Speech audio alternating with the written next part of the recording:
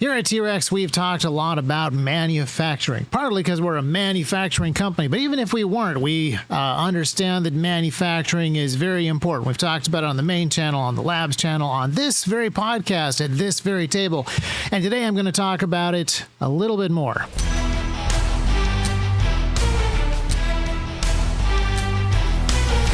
Welcome back to T-Rex Talk. And if you listen very carefully, you will hear manufacturing going on right at this very moment. As you know, here at T-Rex, we make all kinds of tactical life-saving equipment, specifically holsters. That's kind of the main thing we manufacture in-house. But we also make a huge amount of the tooling to manufacture holsters. So here are some old aluminum extrusions that are being discontinued, and here are some new things being milled to take over with what we're actually wanting to build. So there's a lot of interesting options that open up for you as a company when you have the ability to make stuff in-house, either with a machine shop over there or some advanced engineering stuff that's happening just outside of camera over here.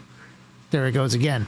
Now, manufacturing and the ability for America to reindustrialize and take on more manufacturing capability is something that has been discussed a lot recently, particularly around the tariffs. There's been a lot of conversation about tariffs recently, and it's been kind of a roller coaster ride. Not only has the conversation gone in all sorts of different directions, but the tariffs themselves have been up and down and back and forth and all over the place. And at this point, it's not even clear where exactly they're going to land, which, not to give Trump too much credit, might actually kind of be the point. I personally think that maybe the best case scenario, not being a tariff expert, is that we have some negotiation around tariffs that ends up where it actually should be, and in the meantime spooks a lot of American manufacturers to the point where they feel like they can no longer really depend upon the supply chains. They should have learned this lesson back in 2020, and that moves them to actually bring a lot of manufacturing capability back to the United States, even without heavy-duty tariffs that significantly impact American consumers and customers. But as I said before, I'm not a tariff expert. Now, tariffs are complicated enough, and they're involved in a system and economy that's complicated enough that I don't know that the tariff experts understand exactly how things are going to play out either. There's just too many unintended consequences that will come about, and there's going to be so many different ramifications of the intended consequences that I think we kind of have to just sort of let this roll. Now, I should have apologized at the beginning of this podcast for how short it's going to be because, we spent a lot of time last week working on Lexington and Concord material, both last week's podcast and last week's lab video, which means I didn't give a whole lot of thought to content for this week. Also, this week I'm going out of town. I'm going to speak at a business lunch, and I spent a fair amount of time writing content for that. So let's just pretend like my notes for that lunch on manufacturing are what I intended to talk about in this podcast here. I know that you prefer, and I prefer, for conversations to be how the podcast works. We have guests on, people who know stuff. We have interesting back and forth dialogue. That's definitely my preference. However, don't always schedule those far enough ahead of time, and so here we are. I'm also asking you guys for something. I'm going to be driving to this business lunch. It's a fair ways away. I'm going to be in the car for a while, which means I'm actually going to have an opportunity to listen to some podcasts. So I want your recommendations. Something for me to listen to on the way that addresses either stuff we've talked about at T-Rex or stuff that you think we should talk about at T-Rex. Just drop those into the comments. I'd love to know what you guys are finding useful, interesting, helpful. I would love to know more about that. But let's go over some of these notes. The whole point of the tariffs is partly to deal with some trade deficits and global economy stuff. But the main one that people are talking about is bringing more manufacturing capability to the United States. It is something that we used to have as a major part of our economy, and now it is a much smaller part of our actual GDP.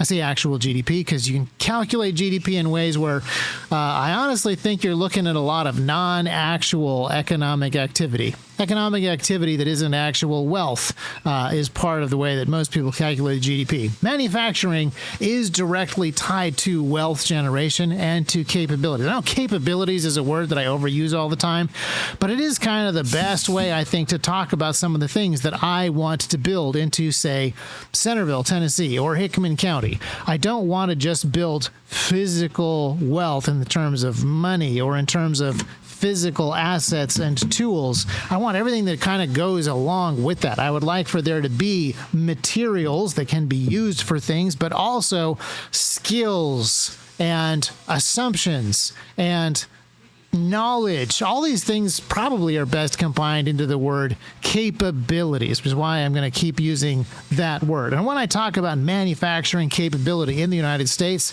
I'm talking about the whole thing. I'm talking about not just production lines that make stuff, but I'm talking about a mentality and a capability to make stuff. The ability to build tools to go out and mine things that maybe we didn't mine before because they weren't part of a production process before. There needs to be a capability to innovate and figure stuff out and solve problems.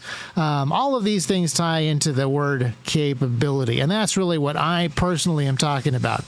Now, it's really easy to get focused on one aspect of this, and a number of critics of the tariffs and even critics of manufacturing capability in general will tend to focus on individual things like toasters. There's a huge amount of conversation about toasters a couple of weeks ago. Why would Americans want to work in factories making toasters? Americans don't want to work in factories or sweatshops. They want to work in air-conditioned cubicle farms doing abstract stuff with numbers. That's your white-collar stuff that everybody aspires to because it's more fulfilling and it's more fun and it's easier. And there's definitely ways in which it is easier, but I don't think that that is necessarily a true statement. I think a lot of Americans would actually prefer the fulfillment that comes from factory work, even though it is often harder. And then sweatshops are a whole other conversation. Why would Americans want to make toasters, people say? Why would Americans want to buy toasters from anywhere other than slave labor in China? People would say, well, you can make toasters in America. It's not something that we've forgotten. It's not a lost art, but making better toasters is a thing that we could do. In my great-grandparents' farm in Iowa, there is a Sunbeam 2-slot toaster, which is not only older than me, I think it's older than my dad. I believe that this toaster has seen a couple of wars in its time, and it is still functioning. And then right outside, not outside the kitchen, right outside the house is a gigantic refrigerator that is still running. It's in the breezeway between two buildings, and it has managed to survive many decades and is still operational. So if we made toasters and refrigerators here in the United States that cost twice as much but lasts 10 times as long, I think that would be, economically, I could get behind that. That would be a significant improvement over some of the large appliances that I have bought relatively recently. And I also think that there are Americans that would love to work in those factories and find fulfillment solving those problems. And then there's also the other thing that people talk about when it comes to manufacturing capability is if you have a society, if you have a culture, if you have a nation that can build stuff and make things, this is great for self-reliance. This is great for dependability. But it's especially useful in difficult times, specifically war times. The ability to make stuff is what won World War II for America, and technically for everybody else.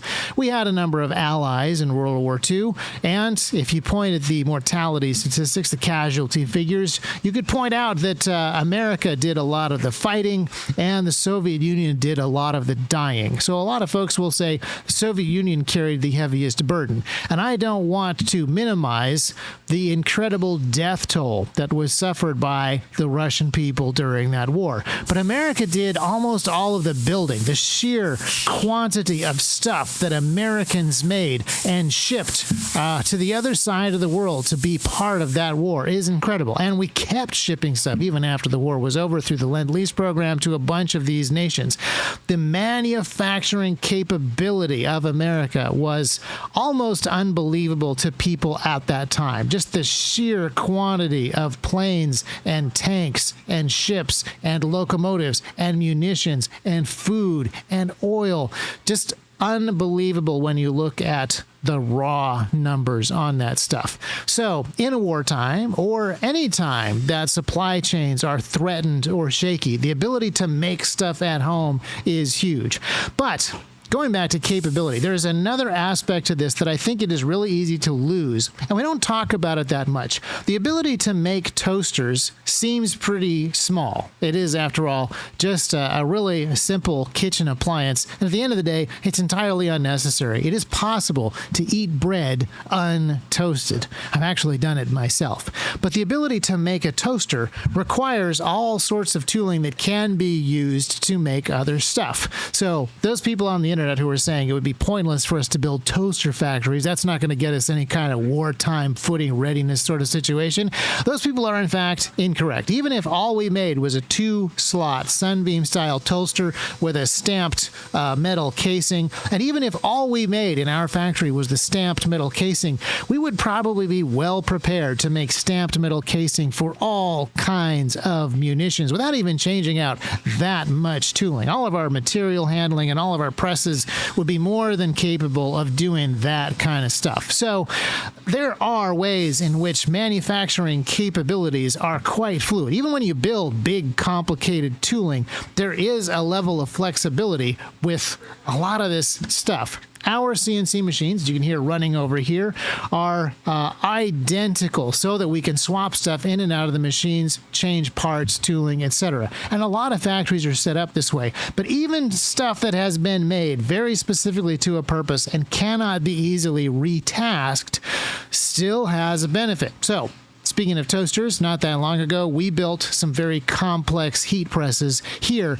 to heat our Kydex so that it can be vacuum formed. We made a video about it, and it was a significantly bigger project than we figured out. And we only made a handful of these things. We didn't mass produce them or anything, but nevertheless, even though we just made a few of these very expensive, complex heat presses, and even though they really only do the one thing and they're designed very specifically to do that one thing very well, they increased our manufacturing capacity as a company because of all the lessons that we learned in building these things out.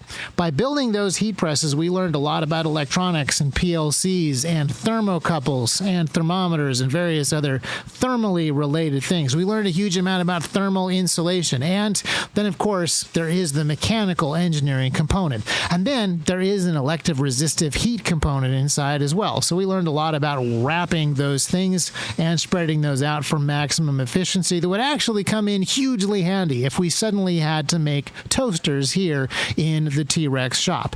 And that's the other aspect of capacity that I think we overlook sometimes. There is a creativity and a knowledge and an innovation side to all of this, where even if your factory only makes toasters, the way that your guys should be thinking about the manufacture of toasters will build in their brains the capability to learn and innovate and solve problems in ways that they wouldn't if they were just moving abstract numbers around inside of Excel. I don't want to demean the financial side at all, but the physical solving of practical problems and dealing with those pain points in a manufacturing setting are hugely important for the basic innovative ability of a nation. So, by having manufacturing here, we build a practical problem-solving capability here, and I think that that is incredibly important. Now, ultimately, human beings are creative. They just are. We are made in the image of God, the Creator. And one of the ways that we bear His image is in a desire to create. So people will invent stuff, and they will tinker with things, and they will develop things. Left to their own devices, people will make stuff. But if you are involved in practical manufacturing of tools, or of tools that make tools, then your creativity is going to be funneled in the direction of dealing with some of these pain points, solving some of these problems, making things that are better and more effective at a specific goal. And I think that that is really good. It's one of the things that I'm trying to teach my children right now, where I can give them school assignments and my wife can manage them through that and they can solve the school problems, but I don't want them to be just arbitrary. I don't want them to be meaningless. I want them to learn how to do problem solving as it relates to actual practical realities and picking the right problems to solve, picking the lower hanging fruit so that they can get the assets that they need to tackle the more complicated problems, not just go through a workbook and deal with things one at a time in a honestly kind of pointless way. It's kind of tricky to figure out how to teach my kids how to think this way, but inside of a factory that makes stuff, that is sort of the default position. Things will break and they need to be improved, and you want to constantly add value for your customers and improve the product that you actually deliver. It's part of the reason that I would love to bring toasters back to the United States. I would love a toaster that is better. Even if all it does is last longer, a toaster that is an improvement over what is currently available inside of Walmart is something that I would just personally love to see. And if we made it here, I bet we would learn some other stuff. Now, the next reason that I think doing manufacturing is important is another biblical one. Not only are people made in the image of God to be creators, but we were also created to serve a very specific purpose here on earth. It is to take care of other people. It's also to take care of creation itself, to be stewards of the earth. And that means taking care of natural resources, but it also means taking care of people and solving problems across a wide range of different areas. You can see this in the Old Testament as something that is usually called the dominion mandate. We are supposed to be tending the garden. But you can also see it in the New Testament in a number of places. And one of them is a parable that talks about three servants who were given talents while their master was away.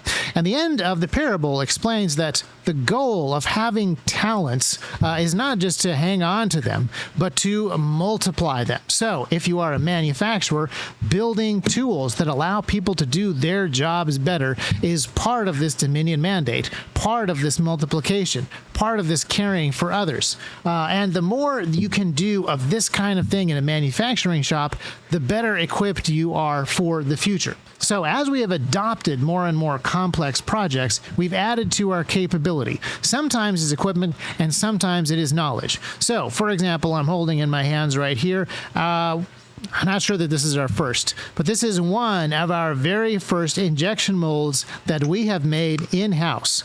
We've had injection molded parts for a while, and we've only just now started to do some injection molding. Now, at this point, you're probably asking, well, why is that? Because there's a bunch of really well-equipped, really competent and professional injection and molding houses already in Tennessee. So there's no reason for you to do this in-house.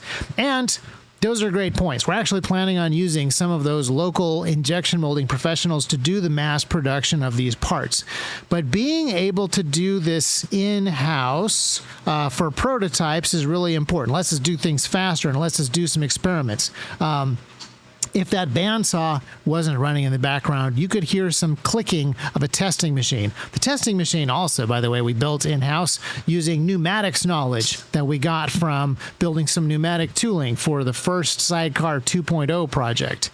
But now we're using pneumatics for all kinds of stuff throughout the shop, because once we have learned how to use a particular tool, we've added to our problem-solving toolbox, we can use it for other stuff. And now that we're injection molding our own parts and testing them on our pneumatic tester and learning more about the materials, we're adding more stuff to our innovative toolbox. And then, of course, physically, we do have an injection molder in the back, so we're adding to our physical tools there and increasing our capability. As we have been able to do this, all sorts of opportunities have arisen. For the most part, right now, they're very obvious. We make holsters, we're improving on the holsters. We make other products, we're improving on those products. We're improving on value to the customer and making tools, hopefully life-saving tools for our customers right now. But as the market shifts and changes, as the economy adapts to possibly new tariffs, other supply chain issues that could arise in the future, and potentially God forbid, actual war that we're involved in, we would want to have not just the flexibility to adapt, but we would want the capacity, the capability that comes along with having more tools in our toolbox for our local community and, well, everybody else too, eventually. So that's part of the reason that I am excited about manufacturing. And I'm excited about this overall conversation about manufacturing and reindustrialization that's going on right now, even though the tariff thing is still very much up in the air. So I want to thank you for listening to this podcast. I'm excited to have a conversation with folks later this week and take more questions from the audience at this business lunch, but I also really want to get questions from you guys. So make sure that you stick those in the comment section and don't forget those podcast recommendations.